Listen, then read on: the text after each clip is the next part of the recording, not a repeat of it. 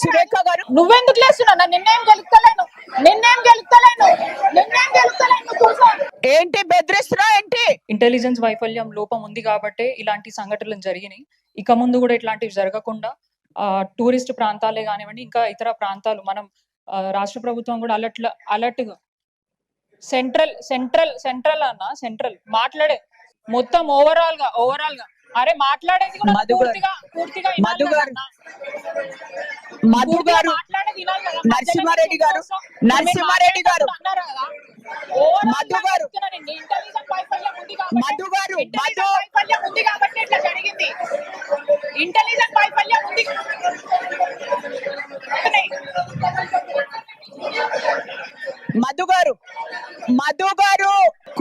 కూర్చోండి.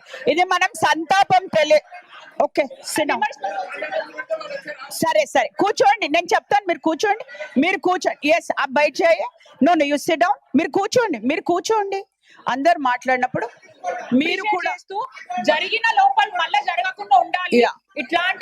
ఇట్లాంటివి జరగకుండా చూడాలనే నువ్వెందుకన్నా ప్రతిసారి సురేఖ గారు అందరూ ఒక్కసారి మాట్లాడితే వినిపిస్తుందా? Will they understand? Will she understand? కూర్చోండి అమ్మా, కూర్చోండి. మధు గారు it's okay. She'll correct her self. Intelligent లోపం ఉంది కాబట్టి ఇట్లాంటివి జరుగుతున్నాయి. డెఫినెట్ గా దాన్ని సవరించుకోవాలి. సంతాపంకి కూడా you don't have to make a controversy out. సంతాపం క్రిటిసైజ్ చేయట్లేదు, జరిగిన విషయాలే చెప్తున్నాను. దాంట్లో నువ్వెందుకు లేస్తున్నా? నిన్నేం గెలుస్తలేను. కూర్చో. ప్రతిసారి లేవకు. కూర్చో. ప్రతిసారి లేవకు. హేమ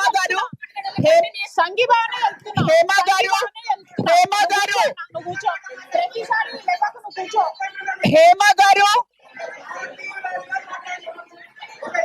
మీరు కూర్చోండి, ప్లీజ్ కూర్చోండి. ఇగో ఇట్లా సబ్జెక్ట్ మీరు డైవర్ట్ చేసుకుని మీరు సంతాపం తెలియజేయడం లోపల కూడా మీరు కొట్లాడుకోవడము, కెలుక్కోవడము అనడం ఏంటండి? కూర్చోండి, ఇట్స్ ఓకే. కూర్చోండి. మీరు కూర్చుంటే మీరు మాట్లాడినప్పుడు అందరు కూడా రెస్పెక్ట్ ఇచ్చిండ్రు. ప్లీజ్ రాధా గారు మీరు no, I will not let you speak. No మీరు కూర్చోండి. హేమ గారు కంటిన్యూ చేయండి. వారికి ఏదైతే రాధా గారు మీరు కూర్చోవాలి. రాధా గారు ఓకే, మీరు కూర్చోండి. మధు గారు మీరు కూర్చోవాలి. రాధా గారు, nobody disturbed you when you were speaking. Please అది చేయకండి. హేమ గారు నో కాంట్రవర్సీ.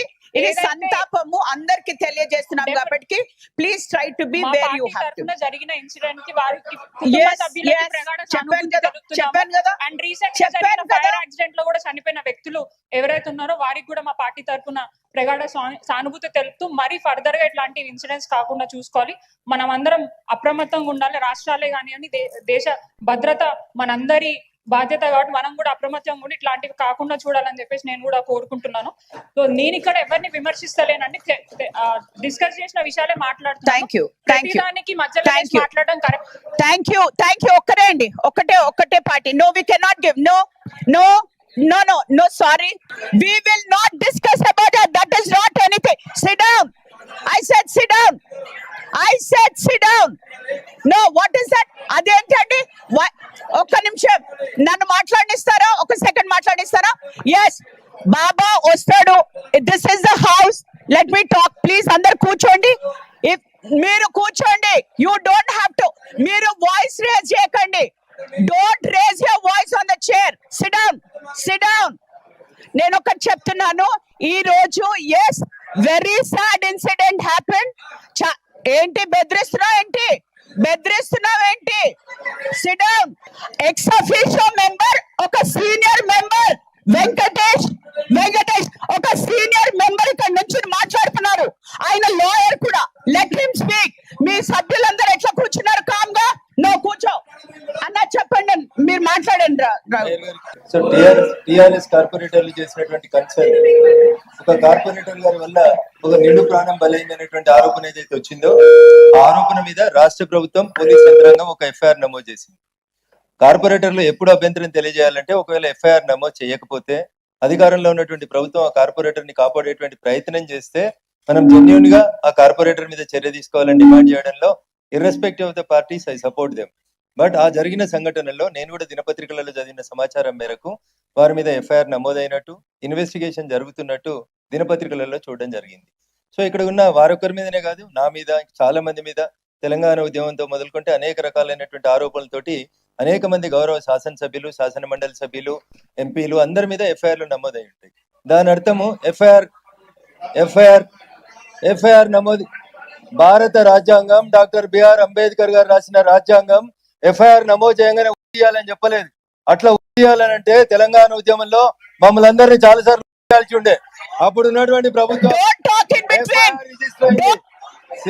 మేయర్ గారు ఎఫ్ఐఆర్ నమోదైంది, పోలీసు వాళ్ళు దర్యాప్తు చేస్తున్నారు. Let the investigation be completed.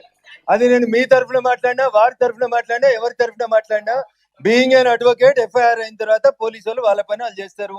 మీ దగ్గర ఏమైనా ఆధారాలు ఉంటే, మీ దగ్గర ఉన్న చాలా మంది ఎమ్మెల్యేలు కూడా అడ్వకేట్స్ ఉన్నారు, వారిని తీసుకొని వెళ్ళి కన్సర్న్ SHO గారికి ఆధారాలు సబ్మిట్ చేయండి. మీ దగ్గర అడ్వకేట్లు తక్కువ ఉంటే నాలాంటి అడ్వకేట్ ని రమ్మంటే, irrespective of parties as an advocate definitely I will represent your case in before the SHO. Thank you for giving me an opportunity. I hope you understand because he's a senior most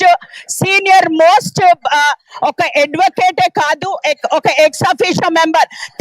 తెలవకుండా అంత clear గా ఒక ex officio member explain చేశాక ఏదో మీకు తెలియని మాటలు మాట్లాడద్దు. I will not even encourage people like you. Sit down. Hi అండి, నేను మీ కార్తికేయ. TFCC లైవ్ ఛానల్ని లైక్ చేయండి, షేర్ చేయండి, సబ్స్క్రైబ్ చేసుకోండి. This is Nikhil. TFCC ఛానల్ని ఎంకరేజ్ చేయండి, లైక్ చేయండి, subscribe. Hello, this is heroine Alekhya Angel. TFCC live ఛానల్ని లైక్ చేయండి, షేర్ చేయండి, సబ్స్క్రైబ్ చేయండి. TFCC ఛానల్ని లైక్ చేయండి, షేర్ చేయండి, సబ్స్క్రైబ్ చేయండి. నేను మీ హీరోయిన్ మౌర్యాని. Thank you. అందరికీ నమస్కారం, నేను మీ Geetha Madhuri. TFCC live like చేయండి, షేర్ చేయండి, సబ్స్క్రైబ్ చేయండి. హాయ్ అందరికీ నమస్కారం, నేను మీ Madhupriya. Please like share subscribe to TFCC live. Please subscribe TFCC channel like చేయండి, షేర్ చేయండి. TFCC ఛానల్ని లైక్ చేయండి, షేర్ చేయండి, సబ్స్క్రైబ్ చేయండి. Hi, please subscribe TFCC.